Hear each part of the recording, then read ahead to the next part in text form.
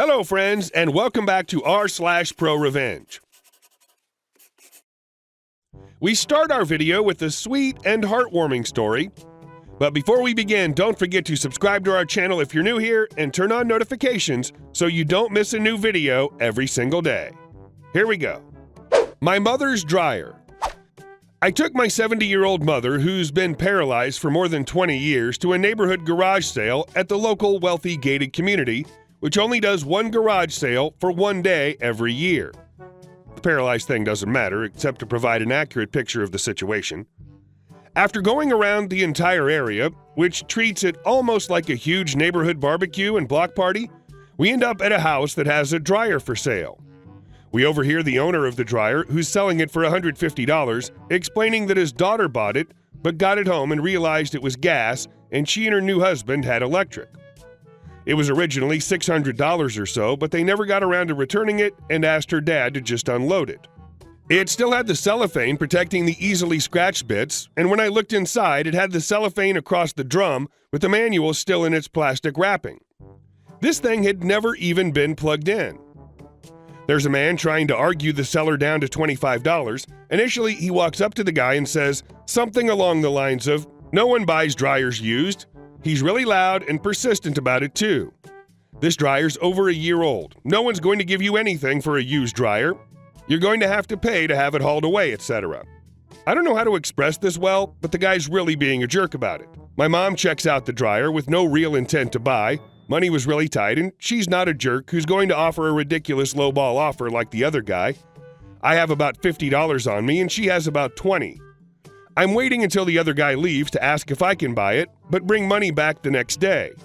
My parents' dryer of 35 years had finally broken down, and my dad had been driving the clothes from the washer to the local laundromat and drying them a few times a week. They really need the dryer.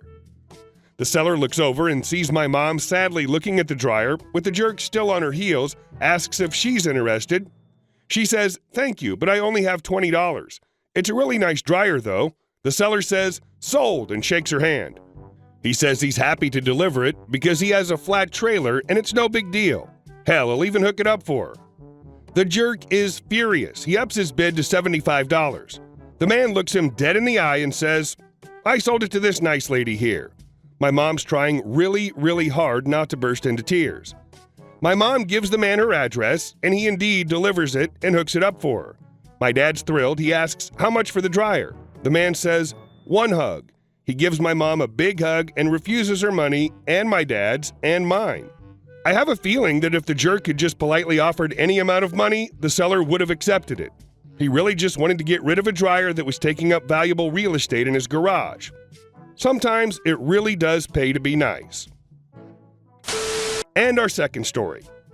A short story about a male Karen at our restaurant. I work at a restaurant where we also fill people's bottles with fresh wine. We also give a little more than the customer paid for. Customer service, you know it. Today, a guy complained because his bottle wasn't full. I told him that we already gave him more than a liter, but nope, you didn't. I paid for 1 liter. I want that liter. You already know where this is going. I pour his bottle back into our measuring cup and pour the wine in the sink until there's exactly 1 liter left. He looks at me dumbfounded. I show him the liter mark and pour it back into the bottle. He wanted to say something, but I feel like he understood what just happened and just kept quiet. Boy, that felt good. Thanks for reading. It's not a huge story, but still a small success of mine, and it made my day a little bit sweeter. And our last story. Bully creates his own revenge. So here's the basics. When I was a kid, my dad was in the service, U.S. Navy, so we moved around quite a lot. Because of this, I was always the new kid over and over again, meaning I was constantly the target of would-be bullies, and this made me fairly introverted and distrusting of other people by nature. In the waning years of my father's military career, he decided he'd take his family back to his hometown and do some recruiting until he retired. So away we went to the family farm built by my great-grandfather. If anyone has ever found themselves moving to a small town suddenly, then you realize you are well aware of what I mean when I say the locals were very small-town minded. For those of you who don't know, the small-town mentality is basically thus. If you're not from there, born and raised, then you don't belong there. A lot of small-town citizens are closed off and want nothing to do with outsiders. So there I was, not only the new kid, but introverted and an outsider. Bully magnet. So for the most part, I tried not to let it get to me. But I did have some bad days and got into a few fights, always in self-defense though. And eventually, as people grew up, most of the other kids matured out of trying to be a bully and began to just leave me alone. Especially once they found out who my great-grandfather was. Something about being one of the 4 founding families, I don't know. I never really cared that much, and besides, those people had shown their true colors by treating me like crap for years by that point. But that's a different story. This story is about a kid we'll call Mike. You see, Mike was the only one who never seemed to grow out of trying to be a bully. He would daily track me down and tell me how worthless I was, that I was just some dumb farm boy who would never amount to anything and would always be a loser. He'd walk up to me randomly and say things like, "I know you're going to be the one who shoots up the school someday, and when it ends with your suicide, I'll be the one cheering." He had some issues. At one point, I arrived to school to find he had painted the combination on my locker with toothpaste. A lot of weird stuff like that. Anyways, we get into our senior year of high school, and I've long since been doing my best to ignore him. He's not being able to get a reaction out of me seemed to really upset him, and even his friends started saying his seeming need to find me every day and simply be a jerk was bordering on the creepy and obsessive. And then, all of a sudden, the verbal abuse stopped one day, a couple months from graduation. I assumed he'd finally just given up, but that wasn't the case. A couple weeks later, I walked to the end of our long driveway to catch the bus and found that our mailbox had been run over. I didn't think anything of it at the time, other than it must have been some drunk. I get home later that afternoon, take some photos of the damage just in case, then fix the mailbox. New wooden post buried into the ground. I finish my other chores and homework and relax the rest of the evening. Next morning, I go to catch the school bus and the mailbox has been run over. I get home, photos, repair it, chores, homework, relax. It happened again the next day and again the day after that. This went on for 2 weeks, only stopping on the weekend.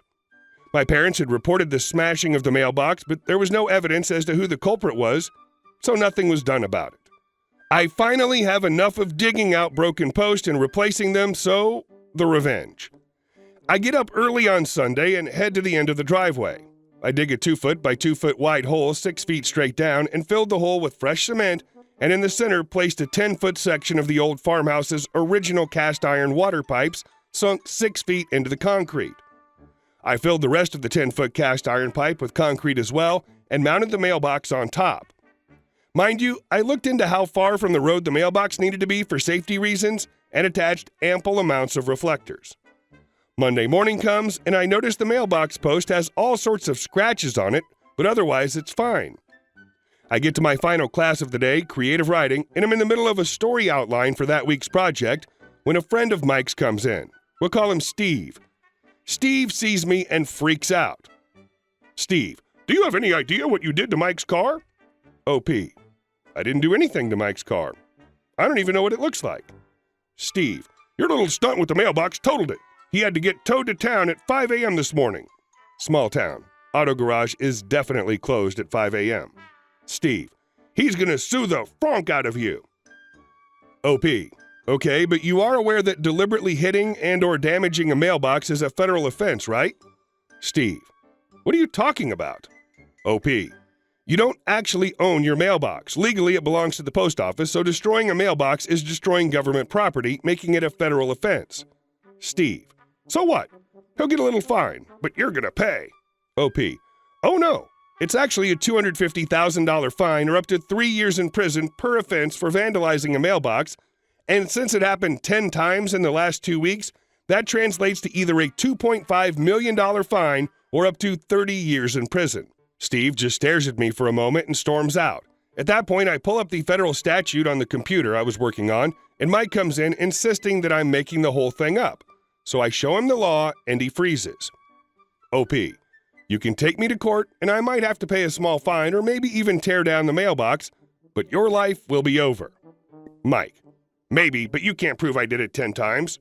OP, actually, I took photos of the damage, so I can prove it was at least 10 times, but even if I couldn't, $250,000 is still a lot of money, much more than your car's worth, I'm sure. Would you really bankrupt yourself or even get yourself sent to prison to force me to pay you $1,000 or $2,000 for the car?" Mike stormed out of the classroom and never bothered me again. The best part was actually the domino effect this created. You see, Mike didn't have enough credits to graduate on time. Wasted too much time trying to be a Dr. Phil case, I guess. I heard through the small-town grapevine that he was eventually shunted over to adult programs by the school. Without his car, which was totaled, and unable to afford another, his mom bought the first one and refused to buy a second when she found out how he totaled it.